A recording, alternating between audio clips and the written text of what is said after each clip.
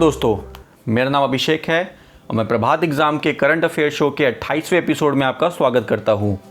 इस श्रृंखला में हम प्रतियोगी परीक्षा के दृष्टिकोण से दिन के महत्वपूर्ण वर्तमान मामलों को कवर करते हैं। हम विभिन्न समाचार पत्रों और वेब पोर्टलों से महत्वपूर्ण समाचारों को कवर करते हैं। इस करंट अफेयर शो को देखने के बाद आपको किसी भी न्यूज़ पोर्टल पर जाने की या न्यूज़पेपर पढ़ने की आवश्यकता नहीं है। तो चलिए शुरुआत करते हैं आज की वीडियो से। नंबर 1, कोविड-19 महामारी और कृषि क्षेत्र। हाल ही में भारत सरकार के वित्त मंत्रालय द्वारा जारी एक रिपोर्ट में कहा गया है कि वित्तीय वर्ष 2020-21 में बेहतर मॉनसून की संभावना को देखते हुए कृषि क्षेत्र कोरोना वायरस से प्रभावित भारतीय अर्थव्यवस्था को उबारने में महत्वपूर्ण भूमिका निभा सकता है। कोविड-19 महामारी ने कृषि क्षेत्र सहित अर्थव्यवस्था के लगभग सभी क्षेत्रों पर प्रभाव डाला है, लेकिन भारत की आधे से अधिक जनसंख्या अभी भी प्रत्यक्ष व अप्रत्यक्ष रूप से कृषि और उसके संबंधित क्षेत्रों पर निर्भर करती है। इसलिए इससे जुड़ी जनता कोविड-19 महामारी से काफ़ी अधिक प्रभावित हुई है। हाल ही में जारी औद्योगिक संगठन फिक्की के इकोनॉमिक आउटलुक सर्वे के मुताबिक चालू वित्त वर्ष 2020-21 में देश में कृषि क्षेत्र की विकास दर 2.7% रही है।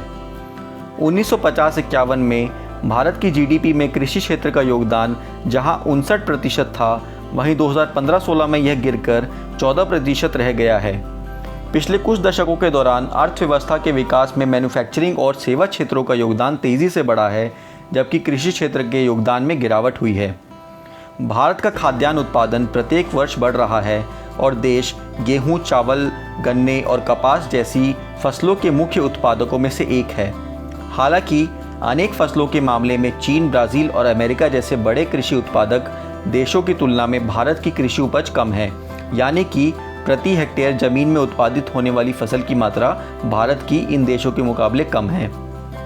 कोविड-19 संकट के दौरान भारत सरकार ने आत्मनिर्भर अभियान के अतिरिक्त अपने विभिन्न मंत्रालयों के माध्यम से कृषि क्षेत्र के लिए माध्यम और दीर्घकालिक समाधान सहित विभिन्न राहत उपायों की घोषणा की है।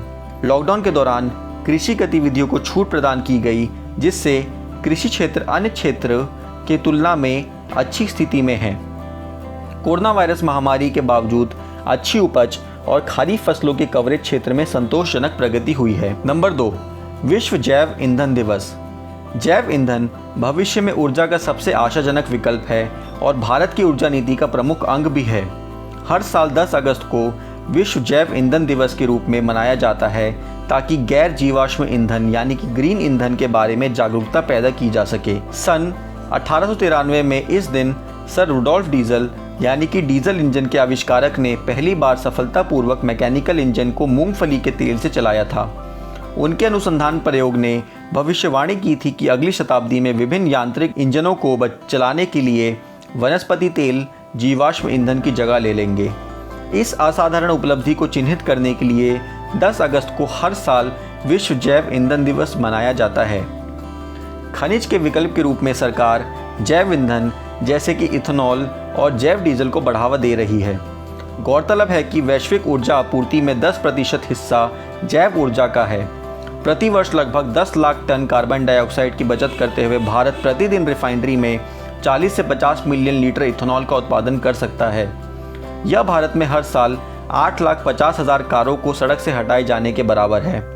दरअसल परिवहन क्षेत्र को एक प्रमुख प्रदूषणकारी क्षेत्र के रूप में पहचाना गया है।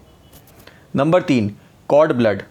हाल ही में पश्चिम बंगाल की मुख्यमंत्री ने कहा कि प्लाज्मा उपचार के अलावा कॉर्ड ब्लड का इस्तेमाल कोविड-19 रोगियों के इलाज के लिए किया जाएगा। कॉर्ड ब्लड नाभि रज्जु यानी कि उम्बिलिकल कॉर्ड और गर्भनाल यानी कि प्लेसेंटा की रक्त वाहिकाओं में पाया जाता है और जन्म के बाद बच्चों की नाभि रज्जु काट कर एकत्र किया जाता है। इसमें रक्त बनाने वाली स्टेम कोशिकाएं होती हैं, जो कुछ रक्त और प्रतिरक्षा प्रणाली विकारों के लिए इलाज में उपयोग की जाती हैं। कॉर्ड ब्लड का उपयोग उसी तरह किया जाता है जैसे स्टेम सेल प्रत्यारोपण का उपयोग विभिन्न रक्त कैंसर के उपचार में किया जाता है। कॉर्ड ब्लड रक्त में पाए जाने वाले सभी तत्वों से मिलकर बना होता है, जिनमें लाल रक्त कोशिकाएं, श्वेत रक्त कोशिकाएं, प्लाज्मा, प्लेटलेट्स शामिल होते हैं। कॉर्ड ब्लड का उपयोग उन लोगों में प्रत्यारोपण के लिए किया जा सकता है जिन्हें इन रक्त बनाने वाली कोशिकाओं के पुनर्जनन की आवश्यकता होती है। नंबर 4, मुस्लिम महिला अधिकार दिवस। केंद्रीय अल्पसंख्यक मामलों के मंत्री ने कहा कि 1 अगस्त 2019 को मुस्लिम महिलाओं को 3 तलाक नामक सामाजिक बुराई से मुक्ति मिली थी। इसलिए 1 अगस्त को भारत के इतिहास में मुस्लिम महिला अधिकार दिवस के रूप में दर्ज किया गया है।